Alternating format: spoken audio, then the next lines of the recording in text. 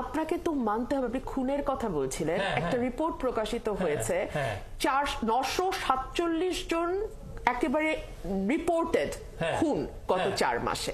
আমি একটু বলি, আচ্ছা গত 4 মাসে 967 জন খুন।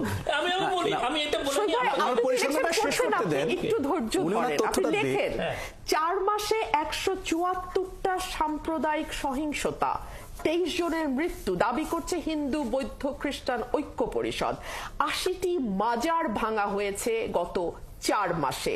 নারীদের ফুটবলের 2টো ঘটনা যদি আমি সরিয়েও রাখি, মেহজাবিনের উপরে যেই ঘটনা ঘটেছে, পরিমণির সাথে যেই ঘটনা ঘটেছে, অপু বিশ্বাসের সাথে যেই ঘটনা ঘটেছে, এই ঘটনাগুলো একটা পারসেপশন তৈরি করে যে এই সরকারটি মৌলবাদকে প্রমোট যদি নাও করে থাকে, মৌলবাদকে এক ধরনের আশ্রয় প্রশ্রয় দিচ্ছে।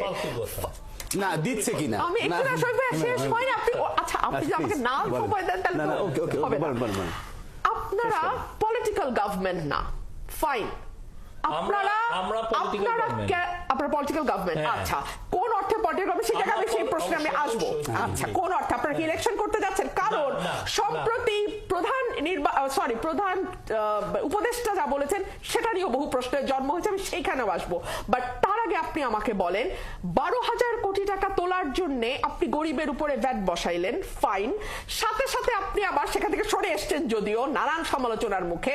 আমি প্রশ্ন করি, আপনি 7,000 কোটি 7,500 কোটি টাকা মহার্ঘ ভাতা কেন আমলাদের জন্য ডিক্লেয়ার করেছিলেন? এবং সেই সময় আপনারা তখন বলেছেন, আপনার কথাও আমি শুনেছি মিডিয়াতে, আপনি বলছেন জীবনযাত্রার ব্যয় বেড়েছে। জীবনযাত্রার ব্যয় কি কেবলমাত্র আমলারা যারা বেতনের চেয়ে ঘুষের উপর অনেক বেশি নির্ভরশীল তাদের জীবনযাত্রার ব্যয় বেড়েছে, কিন্তু যেই রিকশাওয়ালাটি 20 টাকা দিয়ে একটা জুস কিনে এখন তাকে 25 টাকা দিতে হবে, তার জন্য কি জীবনযাত্রার ব্যয় বাড়ে নাই? কিংবা ধরুন যারা স্কুল শিক্ষক 17,000 টাকা বেতন পান, 19,000 টাকা বলা হয়েছিল এক শিক্ষক প্রতিবার জানি বলছেন আমি 17,000 টাকা বেতন পাই, সেই প্রাথমিক স্কুল শিক্ষক, তার জন্য কি একটা বিস্কিটের প্যাকেট 20 টাকা থেকে 25 টাকা, তার কি জীবনযাত্রার ব্যয় বাড়ে নাই?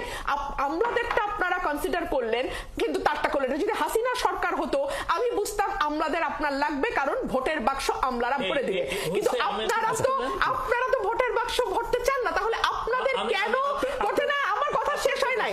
আমার প্রধান উপদেষ্টার বক্তব্য নিয়ে বিনীত কথা আছে। উনি সম্প্রতি ফাইন্যান্সিয়াল টাইমসকে এটা উত্তর দিয়ে দেই।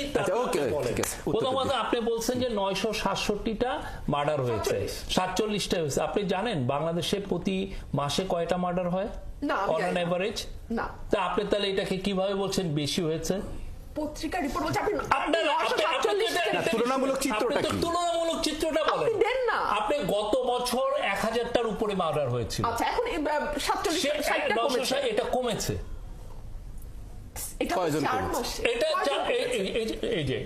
আমি তো বলছি কমেছে। আপনি ডেটা চান, আপনাকে আমি ইয়েতে পাঠিয়ে দিব, কি জন্য হোয়াটসঅ্যাপে পাঠিয়ে দিব। তারপরে আপনি 164-74টা আপনি কার কোট করছেন আপনি জানেন? হিন্দু বৌদ্ধ খ্রিস্টান বৌদ্ধ কাউন্সিল। এরা কি করেছে জানেন? এরা কি করেছে? এরা বলেছে যে বাংলাদেশে 4ই আগস্ট থেকে 20 আগস্ট পর্যন্ত 9